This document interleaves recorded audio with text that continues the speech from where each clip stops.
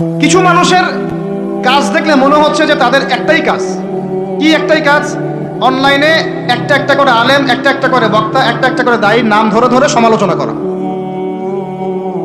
এটা করে আপনি দিনের কি উপকারটা করতেছেন? এই কাজগুলো করে আপনি দিনের কোন জায়গায় খেদমতটা করতেছেন বলেন?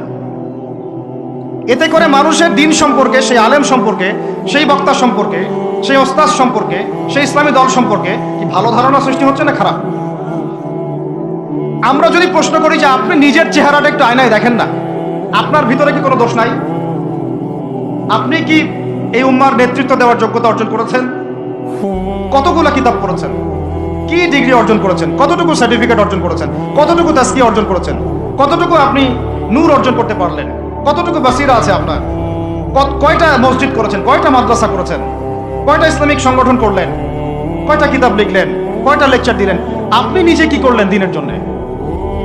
এই চিন্তাটা করা দরকার নাই যে আমি নিজে কি করলাম দিনের জন্য? ও কি করলো, ওর কি খেদমত, ওর কি দোষ, ওর কি ত্রুটি, এইগুলোর চর্চা আমরা ব্যস্ত হয়ে আছি এখন।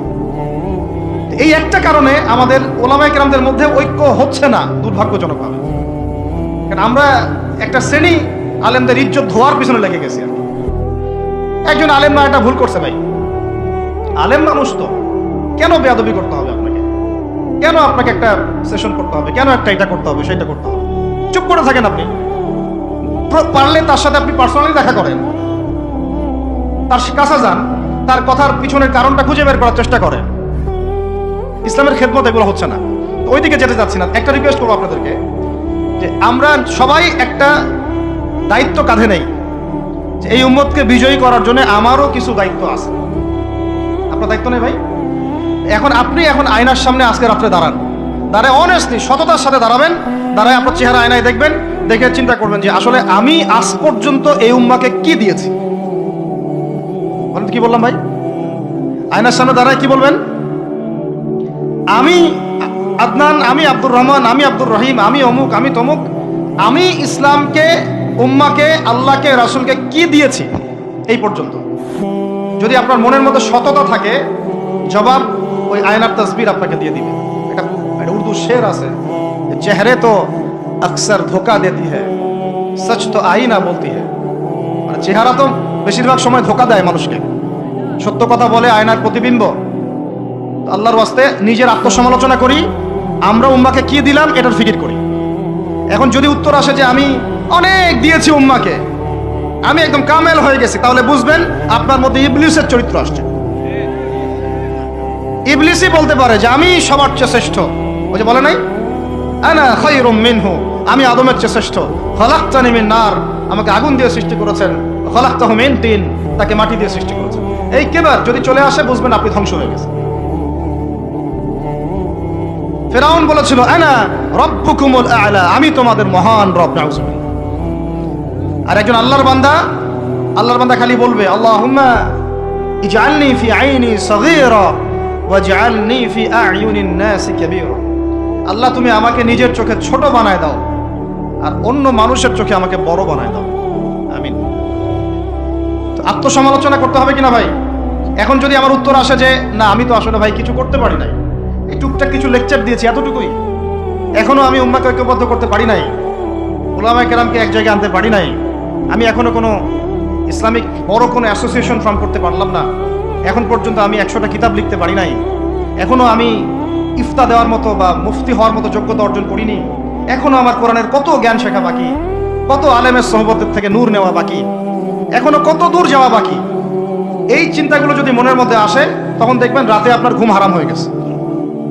তখন আপনার প্রচেষ্টা চলবে ইনশাল্লাহ কিভাবে এগুলো আপনি অর্জন করতে পারবেন। ওই গুটি কয়েক মানুষকে দিয়ে দিন কায়েম হবে ইনশাল্লাহ। আমার কথায় রাগ করলেন নাকি? একটু মন খারাপ করলে আল্লাহ পাক ওই ওসিলায় যদি আপনাকে আবার দিনের দিকে নিয়ে আসেন, আমার লেকচার ওয়াজ করা সার্থক। একটু আঘাত পাইলে আমি খুশি হব। সরকার, প্রশাসন, আম জনগণ, আমাদের মা বোন, আপনারা, আমাদের পরের প্রজন্ম, কেউই আমাদের শত্রু না। আমাদের শত্রু বরং আমার বা আমাদের চেয়ে ভালো কোনো বন্ধুই নেই আপনাদের। আমার বা আমাদের চেয়ে ভালো কোনো বন্ধু নাই আপনাদের। যারা আছে এদের ব্যাপারে একটা স্টেটমেন্ট বলে দিই আমি, যে তুঝ জैसा दोस्त हो तो दुश्मन की कोई जरूरत नहीं। ওইরকম থাকে তাহলে দুশ্মনের কোনো দরকার হবে না। এই বিশ্বে যারা পশ্চিমাদেরকে বন্ধু বানাইছে ওদের কোনো দুশ্মনের দরকার নাই। একদম খোলামেলা বলে, ইসরায়েলের সাথে যারা আতাত করেছে ওদের দুশ্মনের দরকার নাই। পশ্চিমা আমেরিকাদের সাথে যারা বন্ধুত্ব করে চলছে এদের দুশ্মনের কোনো দরকার নাই। দেখে নিয়েন, এদের চরিত্র হচ্ছে এরা একটা মুখ নিয়ে আপনার সামনে আসবে, ওদের একটা স্বার্থ পিছনে থাকবে, ওই স্বার্থ উদ্ধার করার জন্য বন্ধুর বেশে আপনার সামনে আসবে। এরপর স্বার্থ উদ্ধার করা শেষ, আপনার গর্দান নামাই দিবে। তারপর বিশ্বাস করতেছেন না? আমরা ওদেরকে চিনি, কারণ আমরা আল্লাহর কিতাব পড়ি রে ভাই। আল্লাহ পাক এই কিতাবের সূরা মাইদার 51 নম্বর আয়াতে বলেছেন, ইয়া আইয়ুহাল্লাযীনা আমানু, হে মুমিনগণ, লা তাত্তাখিযুল ইয়াহুদা ওয়ান নাসারা আউলিয়া, তোমরা এই ইহুদিদেরকে আর নাসারা খ্রিস্টানদেরকে বন্ধুরূপে গ্রহণ করো না। কে বলেছেন ভাই? আমার কিছু বলার আছে এখানে? কোন ইহুদি কোন খ্রিস্টানকে? আল্লাহ পাক কি সবার কথা বলছেন? উত্তর না। ওদের মধ্যেও কিছু কিছু ভালো মানুষ আছে, সত্য এটা, কিছু কিছু ভালো মানুষ আছে। কারা তাহলে? কাদেরকে নিষেধ করলেন আল্লাহ পাক? আল্লাহ পাক বলছেন বা'দুহুম আউলিয়াউ বা'দ, ওদের মধ্যে কিছু আছে যারা একে অপরের বন্ধু। একে অপরের, বলেন তো ইসরায়েল আর আমেরিকা কি একে অপরের বন্ধু না বন্ধু না? এদেরকে বন্ধুরূপে গ্রহণ করতে আল্লাহ নিষেধ করেছেন। এই আয়াতটা এখন ওই মধ্যপ্রাচ্যের এই হাবিবিদেরকে কে বুঝাবে?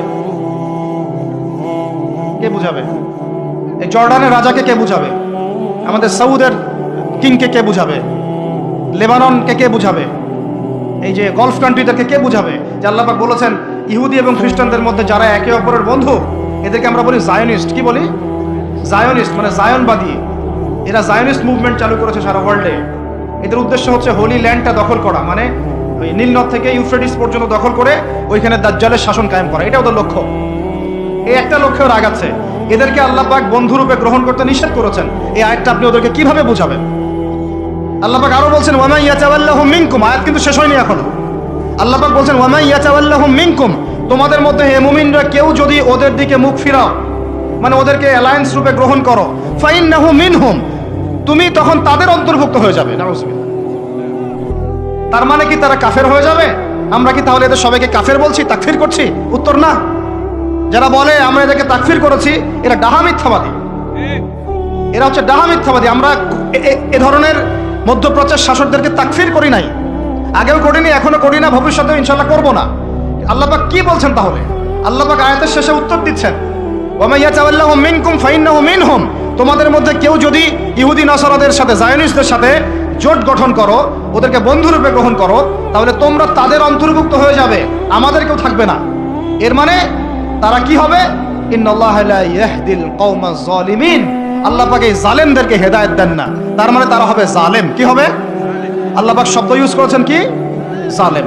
অতএব যদি কেউ জায়নিস্টদেরকে মিত্ররূপে, বন্ধুরূপে গ্রহণ করে, সে ব্যক্তি হোক, সমাজ হোক, সরকার হোক, রাষ্ট্র হোক, সে জালেম হয়ে যাবে। কি হবে ভাই? সে কি কাফের হবে? উত্তর না। কাফের হবে? কি হয়ে যাবে? জালেম। ইন্নাল্লাহা লা ইয়াহদিল কওমাজ জালিমিন, আল্লাহ পাক জালেমদেরকে হেদায়েত দেন না। এই জন্যই তো মদের বার ওপেন করতেছেন, এখন কনসার্ট করতেছেন, হ্যালোইন করতেছেন, এইটা করতেছেন, ওইটা করতেছেন। কেন? আল্লাহ পাক নারাজ হয়েছেন। আল্লাহ পাক কি হয়েছেন? নারাজ হয়েছেন আল্লাহ পাক। এখান থেকে ফিরে না আসলে আল্লাহ পাক ধরবেন। এখান থেকে আপনি বুঝতে পারছেন যে পুরো বৈশ্বিক প্রেক্ষাপটে আমাদের অবস্থাটা কি। আরো একটা আয়াত আছে, এটা সূরা বাকারা, এটা আরো মারাত্মক। এটা আল্লাহ পাক তার নবীকে বলছেন যে ওয়ালান তারদা, ভালো করে শুনেন যুবকরা, আল্লাহ পাক বলছেন ওয়ালান তারদা। আপনারা হয়তো অনেকে গ্রামার জানেন না, যারা মাদ্রাসা ব্যাকগ্রাউন্ডে তারা জানে, বুঝবেন। এখানে এমন একটা কথা বলা হচ্ছে যে কখনোই তারা সন্তুষ্ট হবে না। ওয়ালান তারদা আনকাল ইয়াহুদা, নাকি ইয়াহুদ, ওয়ালান তারদা আনকাল ওয়ালান তারদা আনকাল ইয়াহুদ ওয়ালান নাসারা হাত্তা তাত্তাবিআ মিল্লাতাহুম। কি কঠিন কথা, কি স্পষ্ট কথা। আমরা কি আল্লাহ পাককে তাফসীর শিখাইতে যাব? আমরা কি আল্লাহ পাককে তাউইল শিখাইতে যাব? আমরা কি আল্লাহকে ব্যাখ্যা শিখাইতে যাব? আল্লাহর কালামের স্পষ্ট কথার কোনো ব্যাখ্যার দরকার নাই। এটা তো আয়াতুল মুহকামাত, এটা তো মুতাশাবিহাত আয়াত নয়। আল্লাহ পাক বলছেন ওয়ালান তারদা, কোশ্চিন কালেও সন্তুষ্ট হবে না, আনকা, হে নবী, তোমার উপরে। কারা সন্তুষ্ট হবে না? আল ইয়াহুদ ওয়ালান নাসারা, ইহুদি এবং নাসারা। এরা কোশ্চিন কালেও তোমার উপরে হে নবী সন্তুষ্ট হবে না, হাত্তা তাত্তাবিআ মিল্লাতাহুম, যতক্ষণ না তুমি ওদের মিল্লাত, ওদের ধর্ম গ্রহণ করছো। আর কিছু বলতে হবে ভাই? আপনি যদি এখন ওদের সব, ওদের শিক্ষা, ওদের সংস্কৃতি, ওদের রাজনীতি, ওদের বিশ্ব রাজনীতি, ওদের কূটনীতি, ওদের মানে যা যা আছে, ওদের যা কিছু আছে দর্শন, এগুলোর সামনে আত্মসমর্পণ করেন, বলেন হ্যাঁ এগুলো খুব ভালো, আমরা এগুলো মেনে নিচ্ছি, হ্যাঁ তোমরা আমার দোস্ত বন্ধু, ওরা আপনার কোনো ক্ষতি করবে না, কোনো ক্ষতি করবে না।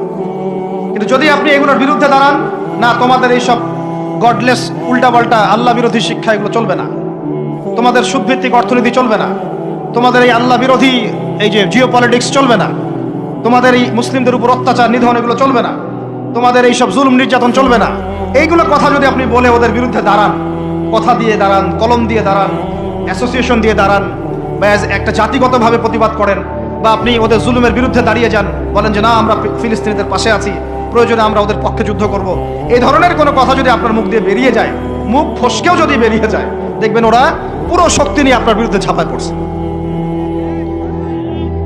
বুঝতে পারেন নাই? আর কেমনে বললে বুঝবেন আমার জানা নাই, এর চেয়ে আর খোলামেলা কোনো কথা বলা সম্ভব।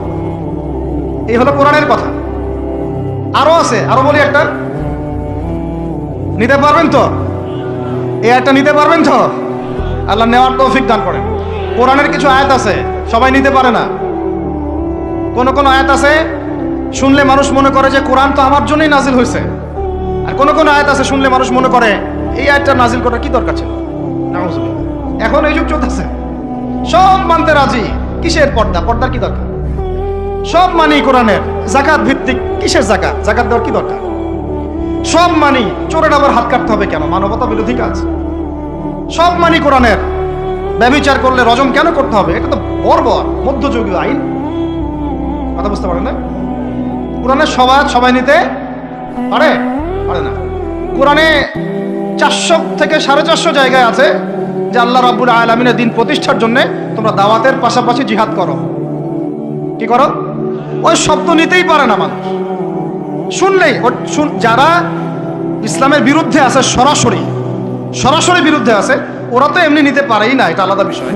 যারা দাড়ি টুপিওয়ালা কালিমা পড়া কিছু মুসলমান আছে, মুনাফিক নামধারী মুসলমান, এরাও নিতে পারে না।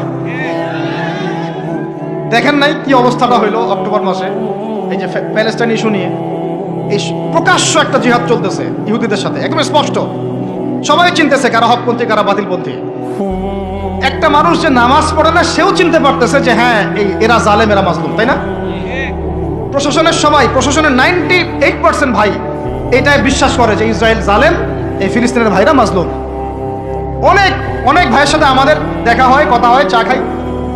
আল্লাহ পাক তো একটা জায়গা দিয়েছেন আলহামদুলিল্লাহ মহব্বতের। তারা বলে যে হুজুর যদি সত্যি আমাদের সুযোগ থাকতো, বা আমাদেরকে যদি আল্লাহ পাক সুযোগ দিতেন, ওই রকম কোনো নেতা আমাদের থাকতো, আমরা সবার আগে গিয়ে ওখানে যুদ্ধ করতাম। আমাদের দেশে প্রশাসনের লোকজন বলেছে। কথা বুঝতে পারতেছেন? কিন্তু মুসলমান নামধারী, আলেম নামধারী, কিছু দাড়ি টুপিওয়ালা বুঝতে পারলো না যে ওই ভাইরা মাজলুম আর এরা জালেম। এরকম চলমান তাজা একটা জাজল্যমান ইস্যুতেও ঘুরিয়ে ফিরিয়ে ইনিয়ে বিনিয়ে ইসরায়েলের পক্ষ নেওয়া শুরু। এটা নিয়ে বলতে বলতে আমি ক্লান্ত হয়ে গেছি, আর আমি এগুলো বলতেও চাই না, আমার লজ্জা লাগে। এদের বিরুদ্ধে দু একটা কথা বলতে আমার এনার্জি লস হয় এবং লজ্জাও লাগে। নির্লজ্জ শ্রেণী, নির্লজ্জ। দেখেন সিরাজউদ্দৌলার নাম শুনেছেন? বেচারা পরাজিত হয়েছে। বেচারা কি হয়েছে? কিন্তু লড়াই করে পরাজিত হয়েছে। মীর জাফরের নাম শুনেছেন? ও বেটা ব্রিটেনের হাত ধরে জয়লাভ করেছে, জয়লাভ করে মসনদেও বসেছে, কিন্তু কিয়ামত পর্যন্ত মানুষ গাদ্দারদেরকে মীর জাফর নামে ডাকে। কথা বুঝতে পারেন নাই? তো সবসময় দুনিয়ার সাফল্য, দুনিয়ার বিজয়, দুনিয়ার আধিপত্য সবকিছু না। জনগণ সব বুঝে এখন। বাংলাদেশের ইয়াং জেনারেশন স্পেশালি, তারা অনেক পড়াশোনা করে, এখন বুঝে, আলেমদের সাথে থাকে। হক বাতিল এভাবে আপনি আলাদা করতে পারবেন না। হককে বাতিল, বাতিলকে হক বানাইতে পারবেন না। ইনশাল্লাহ হক হকের জায়গায় স্পষ্ট থাকবে, বাতিল বাতিলের জায়গায় স্পষ্ট থাকবে। এই সময়গুলোতে মানুষ বলেছে যে ভাইরা শিশু হত্যার প্রতিবাদ করতেছে, বোনদের ইজ্জত নিধনের প্রতিবাদ করতেছে, বোম্বিং এর প্রতিবাদ করতেছে, এদের আকীদা ঠিক নাই, এদের মানহাজ ঠিক নাই, এরা সঠিক মুসলমান না। এরকম অবস্থায় মানুষ বলেছে আইয়ুবী রাহিমাহুল্লাহ যখন আক্রমণ করে বাইতুল মুকাদ্দাস জয় করেছিলেন, উনারও আকীদা মানহাজ ঠিক ছিল না। এরকম অবস্থায়ও মানুষ বলেছে বাংলাদেশের মাটিতে বসে দাড়ি টুপিওয়ালা পাগড়ি জুব্বা নিয়ে বলেছে যে হামাস এটা বিচ্ছিন্ন জনগোষ্ঠী এবং ওই নাকি অপরাধী, সক্ষমতা নাই, কেন সে যুদ্ধ করতে গেল। বলেছে যে হামাসকে সৃষ্টি করেছে নাকি ইসরায়েল।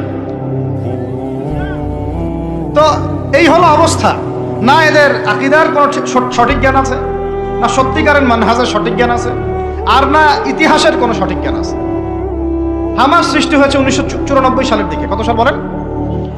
1989 থেকে 92 সালের মধ্যে একটা চুক্তি হয়েছিল। আমি তো বলি আমার সামনে বসার, আর বসতে চাইলে অনলাইনে বাহাসের কথা বলে, তো অনলাইনে না, যদি পান আপনারা ধরে নিয়ে আমাদের মাদ্রাসায় নিয়ে আসবেন। ধরে কি করবেন? আমাদের মাদ্রাসার সামনে বসাই দিবেন। অনলাইনে কোনো বাহাস হয় না, অফলাইনে হবে সামনাসামনি।